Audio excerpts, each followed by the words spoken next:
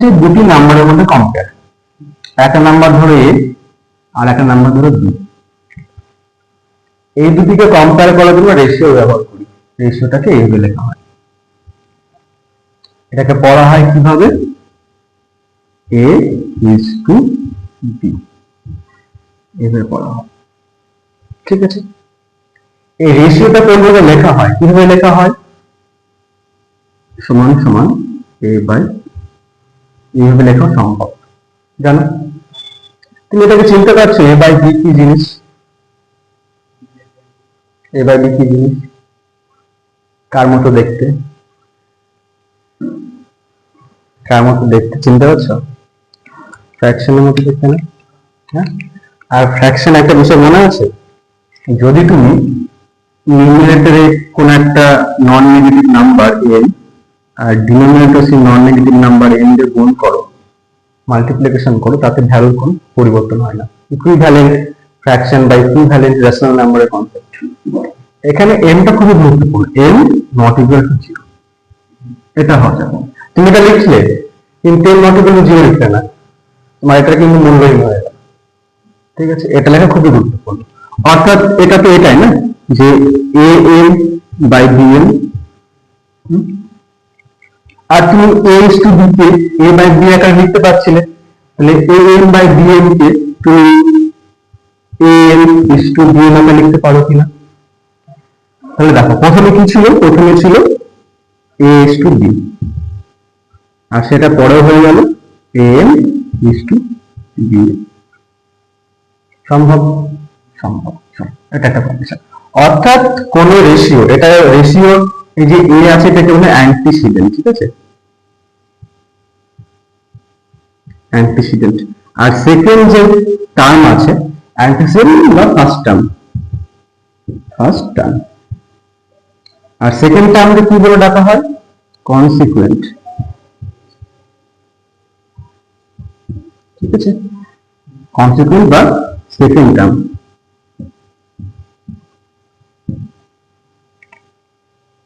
ঠিক আছে, তাহলে কোন একটা রেশিওর অ্যান্টিসিডেন্টকে একটা নাম্বার দিয়ে এবং কনসিকুয়েন্টকে যদি সেই সেম নাম্বারটা দিয়ে যদি মাল্টিপ্লিকেশন করি, তাতে রেশিওতে কোনো পরিবর্তন হয় না। এটা এক নম্বর। দ্বিতীয় যে বিষয়টা হচ্ছে, এই দিকে দেখে নিই ব্যাপারটা, এই যে a is to b আছে তো, এটাকে আমি লিখতে পারি a বাই b।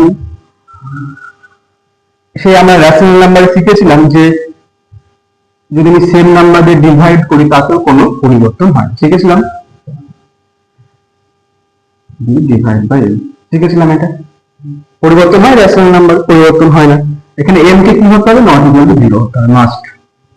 এটাই হচ্ছে এখানে সবচেয়ে গুরুত্বপূর্ণ।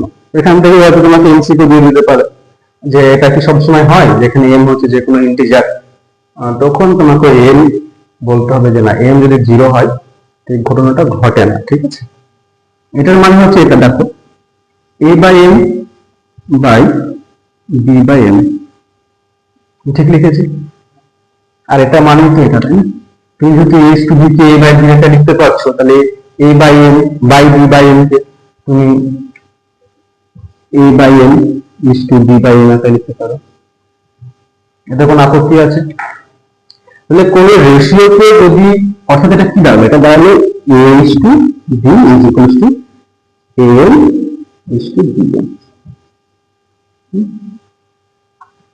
এটার অর্থ কি দাঁড়াবে? এটার অর্থ দাঁড়ালো যদি কোন রেশিওর অ্যান্টিসিডেন্ট এবং কনসিকুয়েন্টকে আমরা সেম নাম্বার দিয়ে ডিভাইড করি, নাম্বারটা কিন্তু 0 হওয়া যাবে না, m নট ইকুয়াল টু 0, তাহলে কিন্তু রেশিওতে কোনো পরিবর্তন হয় না।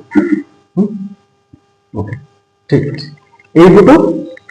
এবার ধরো একটা রেশিও আছে, রেশিওটা a is to b, আর আমি তোমাকে বলে দিলাম যে b is equal to a। এটা মানে কি দাঁড়ালো বলো তো? হ্যাঁ, বুঝতে পারলো না? b এর ভ্যালুটা এর অর্থ হচ্ছে a is to a, অর্থাৎ অ্যান্টিসিডেন্ট আর কনসিকুয়েন্ট সেম। এইরকম রেশিও গুলোকে বলা হয় ইকুয়ালিটি রেশিও। ঠিক আছে, কি কোন রেশিও বলা হয়?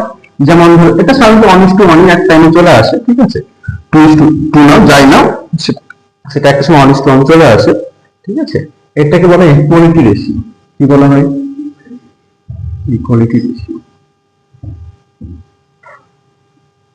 ওকে, রেশিও সাধারণত দুই প্রকার হতে পারে। এক হচ্ছে ইকুয়ালিটি রেশিও, আর একটা হচ্ছে ইনইকুয়ালিটি রেশিও। ইনইকুয়ালিটি মানে কি? সমান হবে না, দুটো অ্যান্টিসিডেন্ট এবং কনসিকুয়েন্ট আলাদা আলাদা হবে। ঠিক আছে, তাহলে রেশিও এখানে দেখে নিচ্ছি আমরা। রেশিও দুটো হতে পারে, তাই তো। একটা হচ্ছে ইকুয়ালিটি রেশিও, আর একটা হচ্ছে ইনইকুয়ালিটি, তাই তো।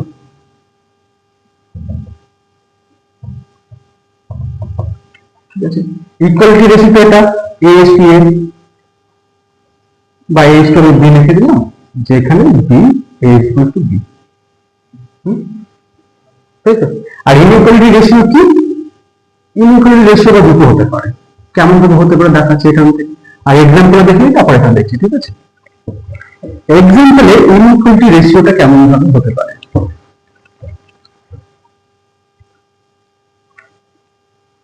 একটা রেশিও আছে a:b। ইনইকুয়ালিটি দুইভাবে হতে পারে। প্রথম কিভাবে হতে পারে, দেখা গেল যে a হচ্ছে বড়, b হচ্ছে ছোট, a গ্রেটার দ্যান b। এটা একটা ইনইকুয়াল কন্ডিশন, অর্থাৎ অ্যান্টিসিডেন্টটা বড়, কনসিকুয়েন্টটা ছোট। অ্যান্টিসিডেন্ট যদি বড় হয়, কনসিকুয়েন্ট যদি ছোট হয়, এর অর্থ তো এটাই, তাই না? a বাই b, এই a বাই b টা একটা ফ্র্যাকশন বা রেশনাল নাম্বার। এই এটা কোন ফ্র্যাকশন বলো তো, প্রপার না ইমপ্রপার হচ্ছে? কারণ অ্যান্টিসিডেন্টটা বড়, ওখানে নিউমারেটরটা বড় হচ্ছে। আর ইমপ্রপার ফ্র্যাকশন অলওয়েজ কি হয়? গ্রেটার দ্যান 1 হয়।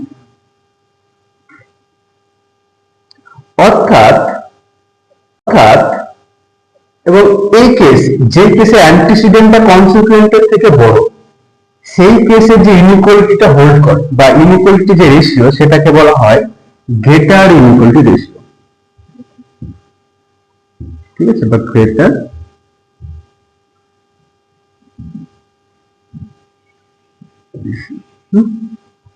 আর ধরো এই রেশিওটাই আছে a:b। এবার ধরো b হচ্ছে বড়। কে বড়? হ্যাঁ, b হচ্ছে বড়, অর্থাৎ a লেস দ্যান b, তাই তো। b বড় মানে হচ্ছে a বাই b, এই যে ফ্র্যাকশনটা, এটা হচ্ছে প্রপার ফ্র্যাকশন। আর proper fraction always less than 1 হয়। দেখুন, যে কোনো প্রপার ফ্র্যাকশন 0 পয়েন্ট সামথিং একটা ভ্যালু আছে, এবং ইমপ্রপার হলে 1 এর উপরেই হবে, কিছু করার নেই। ঠিক আছে, এই ইমপ্রপার ফ্র্যাকশন যদি হয়, অর্থাৎ যে প্রপার ফ্র্যাকশনটা লেস দ্যান 1, অর্থাৎ যদি অ্যান্টিসিডেন্টটা কনসিকুয়েন্টের থেকে ছোট হয়, এই রকম ইনইকুয়ালিটি যে রেশিও, সেগুলোকে বলা হয় লেস ইনইকুয়ালিটি রেশিও।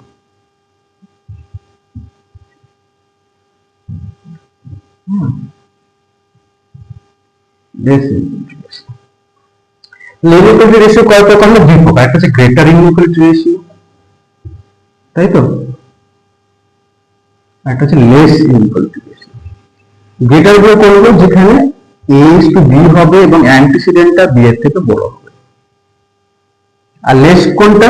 যেখানে a:b হবে এবং কনসিকুয়েন্ট অ্যান্টিসিডেন্টের থেকে বড় হবে, অর্থাৎ বিটা বড় হবে এর থেকে। এই হচ্ছে রেশিও, দুই প্রকার।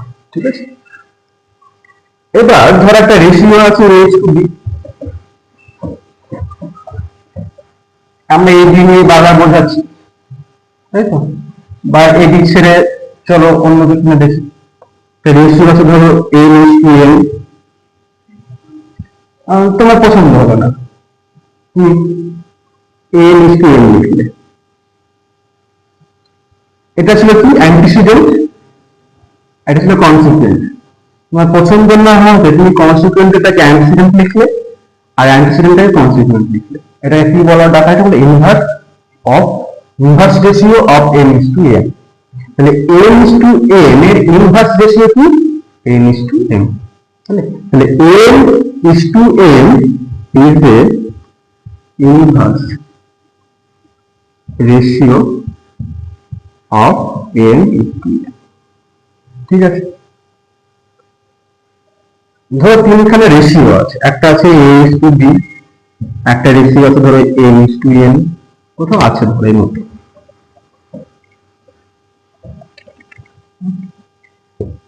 আর একটা রেশিও ধরো আছে কোথাও k:l, তিনখানা রেশিও আছে।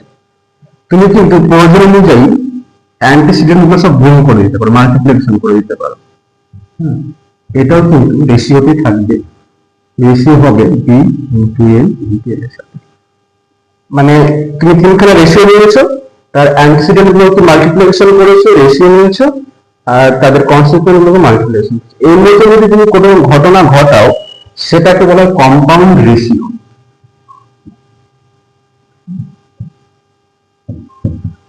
ওকে, রেশিও বিষয়ে মনে হয় থিওরি এখানে ক্লিয়ার, থিওরিতে এর থেকে বেশি কিছু নেই। আমাদের প্রপোর্শন অনেক কিছু আছে, ওখানে অনেক কিছু শিখতে হবে। প্রপোর্শনটা কেমন? প্রপোর্শনটা হচ্ছে ধরো দুখানা রেশিও আছে, দুখানা রেশিও কেমন কেমন, আমরা রেশিওতে থিওরি, রেশিও থিওরি ক্লিয়ার। হ্যাঁ, এরপর থেকে তুমি রেশিও যে কোনো অঙ্ক তুমি খুব ইজিলি সলভ করতে পারবে, ঠিক আছে।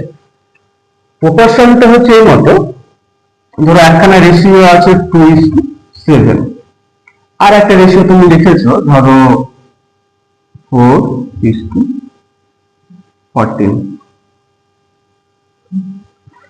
ভালো করে খেয়াল করে দেখো, দুটো রেশিও কিন্তু সেম সেম লিখেছি না? এটা 2/7 আর এটা হচ্ছে 4/14, এটা তুমি সেই 2/7 হচ্ছে। দুটো রেশিও কিন্তু সেম সেম তো। এর মতো যদি কোথাও দুটো রেশিও সেম হয়ে যায় তাহলে সেখানে একটা প্রপোর্শন সাইন চলে আসে, ঠিক আছে। অর্থাৎ a:b প্রপোর্শন c:d, অর্থাৎ a রেশিওটা আর a রেশিওটা যদি সেম হয় তাহলে প্রপোর্শন সাইনটা আসে, ঠিক আছে। এটা হচ্ছে রেশিওর কনসেপ্ট। রেশিওতে এটাকে ডাকা হয় ফার্স্ট টার্ম বলে, এটাকে অবশ্যই সেকেন্ড টার্ম বলে ডাকা হবে, এটাকে অবশ্যই থার্ড টার্ম, এটাকে অবশ্যই ফোর্থ টার্ম, তাই তো। এটাকে চলে একটু ভেঙে দেখি যে এতে কোনো নির্দিষ্ট কোনো প্রপার্টি আছে কিনা আজকে, ঠিক আছে। a/b লিখতে পারি এটাকে, আর এই প্রপোর্শনের বদলে আমি একটা ইকুয়াল সাইন দিতে পারি, ঠিক আছে। আমি প্রপোর্শনের বদলে একটা ইকুয়াল সাইন দিতে পারি, c/d লিখতে পারি। দেখো তাহলে AD = BC হবে তো, সম্ভব তো। এটা হচ্ছে একটা প্রপোর্শনের প্রপার্টি। চারটি নাম্বার, ঠিক আছে, বা ABCD এরা প্রপোর্শনে থাকবে, তার শর্ত হচ্ছে ফার্স্ট টার্ম আর ফোর্থ টার্মের যে মাল্টিপ্লিকেশন আর সেকেন্ড টার্ম আর থার্ড টার্মের যে মাল্টিপ্লিকেশন, এই দুটো সেম হতে বাধ্য হবে। যদি এই কন্ডিশনটা ঘটে তবেই আমরা দাবি করতে পারি যে